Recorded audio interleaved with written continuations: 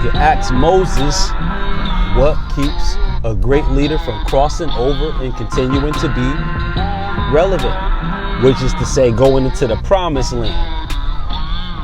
Let's make it real.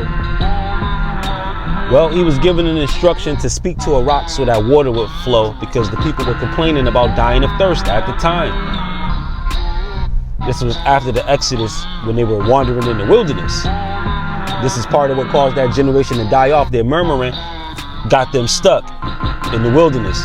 There was murmuring instead of coming up with solutions and thinking. They were complaining. They were playing the blame game. And this literally caused them to die from wandering because they never made it out of the desert.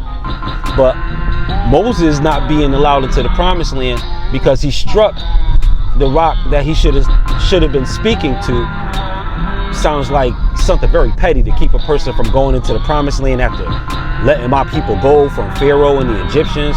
Come on, over a rock, God, really? But here's the symbology, though. Here's what it was meant to portray. If you're a leader crossing over into a new time, going into a new land, going into a new day, a new age, a new eon, right? A new world system, right? You have to, the instructions of that particular age may be to speak versus strike, to converse rather than fight, to debate rather than war. Sometimes the old putting your dukes up is not really the solution. That's going to bring more harm. So the crossing over was connected to the strike when he should have spoke. Scriptures later on say the rock that followed them was Christ. So it was like him adding a flogging during Jesus's execution. So he was supposed to, now there was a time where he was commanded to strike the rock so the waters would flow.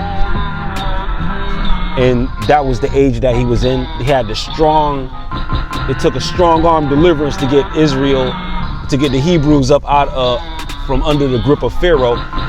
But under the dispensation that they were entering into, for Joshua's generation, that was a time of diplomacy. They had to get the people out of a murmuring stage and out of a combative stage into a more cooperative stage, because with cooperation comes comprehension. With cooperation comes comprehension. You can't understand unless you are really interested and have your attention invested in something. That's what it means to cooperate rather than to complain. And this is why complaining closes the doors, because it traps you in the past of what happened instead of what you will do now to make sure that what will happen will be the solution to the problem. So take it from Moses. If you want to be a leader, approach things like a diplomat. Yes, there's going to be times where it becomes you have to defend yourself or whatever the case, or maybe even go on the offensive and overtake a certain idea, have to take something not by harm of others, but exuding a certain amount of force and confidence that will sort of push you and give you the proper momentum to get you in a position where you will be comfortable there and others will either have to respect it or get out of your way. Super T Sigma, Sigma Programming. It's the crossover. Peace.